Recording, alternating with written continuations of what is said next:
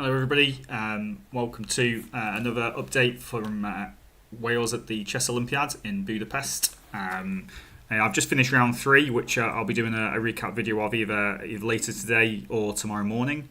But I didn't do a recap of round 2. I'll come on to the reasons maybe later on. One of them was that my sister was visiting and I wanted to say hello to her, and some of the Scottish team also came over to the hotel, so it was great to see them. But in round 2, we were paired against Moldova. Many people that are following us a bit closer will know this. This was obviously, we won the first game, so you tend to yo-yo quite a lot in the Olympiad. So we played a relatively weak team in the first round, although they played way above their grade in some cases. And then you get to play a super hard opposition, which is pretty good. And then it kind of keeps yo-yoing until towards the end it starts to level out a little bit more. But this was their team that they played in round 1 and round 2. You can kind of work out the results already, but we'll go into that in a second. So you can see that they had Ivan Shitko on board 1. He's a GM, 25-27 rated. And then they had Andrei Makovoy, who's a IM, and then Jego Lashkin, who's an FM. And those top 3 boards are relatively quite young players, which is why they've been put up there. But their board 4 was Victor Bologan, who's obviously world famous, written many and authored many books, mainly on the King's Indian and Sicilians, and then many other books as well. But he's their highest rated player at 25.98. He used to be 27.30. They did have a 5th player, but he wasn't paired against us, who doesn't look like he's played a game yet. So it looks like he's either hasn't arrived or he's maybe not feeling very well. So it looks like they're sticking with these 4. But in the Olympiad, you don't actually have to play yourselves in board order. It depends what you submit at the start before the tournament begins. So they deliberately put Bologan on board 4. Maybe because they want him to get wins against the harder opposition, and while the top 3 can hold, or maybe they just wanted the younger guys to play the top 3 boards to put more effort in, more energy in it, especially boards 2 and 3. I guess Andrei's up for wants to get a GM norm, and Jaguar wants to try and get an IM norm, or maybe GM norm if you can do. So this was going to be a real big fight. And the team that we put out was, we had Jose, our IM, on board 1, and then we had Dan Kozizek, our FM 2. Greg Toshchek took on Jegor, and I took on the highest rated player Victor. And we'll have a look at my game again, probably because it's might be the most important one. But okay, in the end we did go out 3.5 half losers, which was really disappointing because actually about midway through the match, absolutely anything could have happened. We might have been completely outrated by these players. Well, I'm telling you, this was a really close match. Jose played a fantastic game against Ivan on board 1. He was better all the way through. He's a little disappointed that he actually wasn't able to find the killer blow, but did halve out in the end. Daniel says that he had a miserable time, but I believe that he did defend for a long time and had a good go, but ultimately came off second best. And then Greg, unfortunately, it looks like he blundered a piece when there was some time trouble going on, and therefore fell into trouble in that one. He was doing really well at the opening. But okay, maybe I'm biased because it's my game, but I have to show you this because this was obviously the match that they desperately wanted to win, because they put the highest rated player on board 4 against little old me who's only 2200, so it's could be problematic for us. Now I'm not going to go through all of the opening because it's well, we don't want to release any preparation or anything like that, but you can play through the entire game, obviously in your own time as well. You can go onto live chess, which I believe actually went down for this game, so you couldn't actually follow on live chess. It looks like they had some server problems, but you can obviously go on chess.com if you want to as well. Let me just make that just a little bit bigger so you can see the name at the top. There we go. So this game was really important because you sat down. I'm playing against somebody who's nearly 400 points higher rated than me. He's been 27.30. He's authored books on things, on openings and everything. This is the highest rated player. Second, maybe, no, it's not the highest rated player I've played because I played against Spain twice in the Olympiad. But he's one of the highest rated players, maybe legends of chess I've ever played. And it would have been an amazing game had it gone differently. But the thing is, when you sat down against an opposition like this of this caliber, and you're playing black, one of the things that you really want to do, part of you wants to think, you don't want it to be embarrassing. You don't want it to, like, the game to be finished in, like, I don't know, an hour and a half, 2 hours, and your opponent's basically game time on the clock and you're just there struggling what to do. And it very easily can go like that if you get the wrong variation, or you get the wrong kind of opening that you weren't predicting, and then all of a sudden you start to spend 15 minutes, 20 minutes on one move, then on a couple more moves, and next thing you know, you're in time trouble, they've got an hour on the clock, and it starts to become a bit embarrassing like that. So that's one concern. But on the flip side of that, you can't go into a game of chess without thinking that you can't win the game. You have to go into it thinking that you can win, and this is one of the mistakes that I made when I was younger. When I was very young, maybe late teens. When I was playing against GMs, I was like, oh my god, they're amazing. I should hope to try and get a draw. And maybe I gave away a couple of draws when I was like a pawn up, I think. And actually, you need to be treating every single person that you play as if you're going to win. Play the game as if you're playing to win the game. And I was really proud of how I played this game. And of course, you can click through the opening moves and get to that point. But really, we're all doing it at this point here. I've just played rook to f8. And really, my opponent really wants to put this knight on g4. It attacks my weakness on h6 and also attacks my rook. It's a really good square for the knight. You can't currently do this move because of bishop takes h5, pinning the knight to the queen. So he desperately plays bishop to e2. And those of you that were watching will be like cheering on as this move was played. I don't know how sound it is, but it's the top computer move, which is rook takes f2, rook takes, king takes. I think he maybe could have tried bishop f3 there, but now queen takes here. And this is basically how you want to play chess, right? Go after that king. It's out in the open. Okay, he was sacked in exchange to get it. I was thinking at least I'm going to get at least a pawn for it. And so I've got something to fight with here. And he comes up with some defensive moves. And then apparently at this point, I have a win. And it starts with queen h1 check, king here, knight here check, because his defensive move of bishop g4 I think was really poor. He was actually better here if he plays it correctly. I shouldn't have gone in with the knight apparently, but it looked like the right thing to do. And bishop g4 didn't look like a bad move, but after check, king here, knight e4 check, it went king e3. And here the problem is I'm down to 11 minutes, he's down to 10 minutes, so we are playing pretty quickly at this point. And I think that the problem is here is that if you look at it from Black's point of view, what moves would you consider here to play as Black?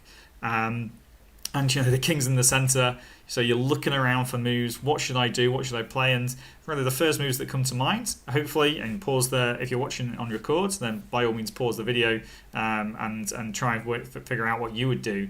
But the candidate moves that you get to choose from are usually captures, checks, and threats, right? So this is a check. Okay, there's no other check that kind of doesn't lose the queen. So queen takes queen is possibly a move. And also just queen takes pawn. Queen takes pawn looks like a sensible idea because you're going to come to f2 and give another check afterwards as well. And I can't see many other threats that we can do here. So therefore, these look like the candidate moves to choose from. In the game, I went queen takes g2.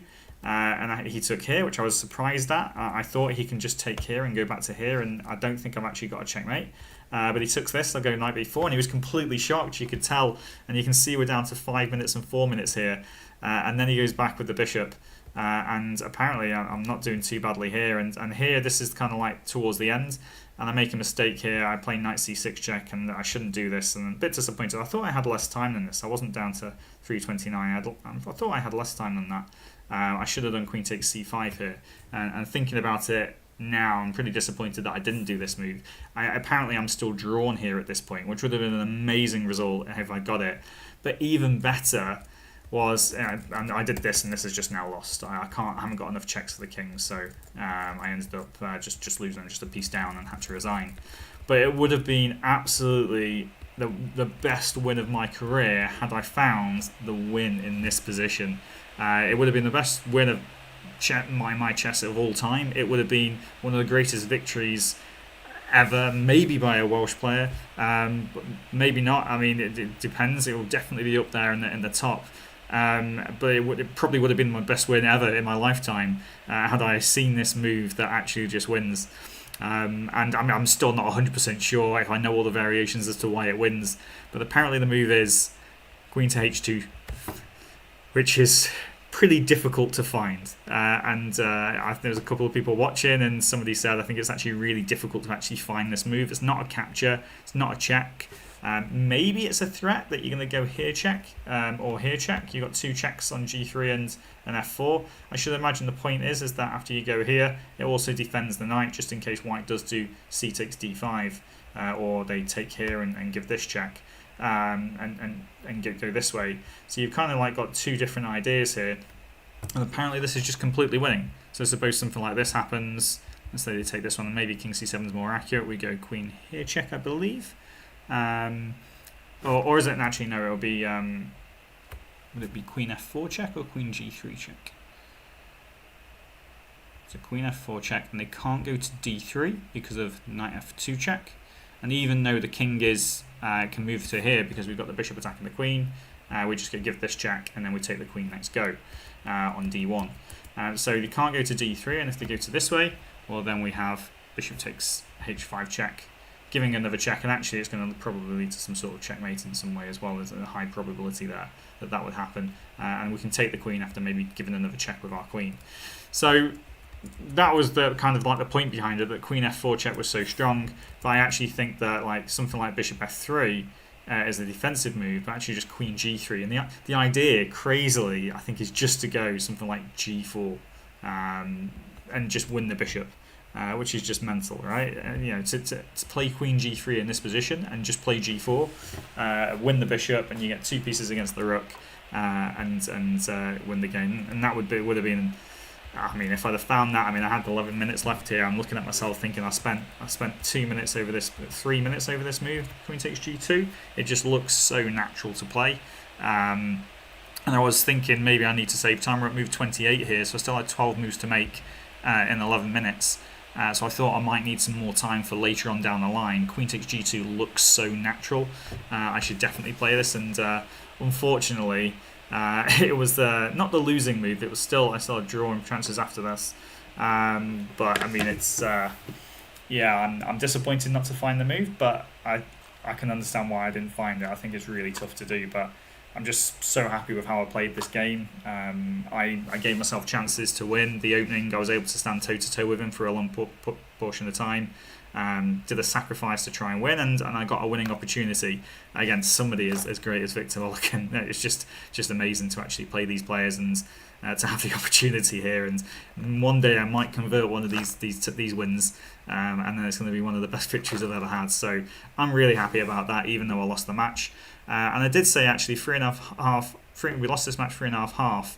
But actually, you know, at one point I was kind of winning on this game at the same time that Jose was winning, and then Greg was actually better on his board, and Dan looked like he was holding. So, you know, it looked like we could win 3-1 potentially at one point. Of course, we didn't know all of the computer evaluations, but people watching from home, we really gave Moldova a really good run for their money, and I think 3.5 did flatter them. I think Greg went down after a while, so he had a bit of a blunder, I think, somewhere around here.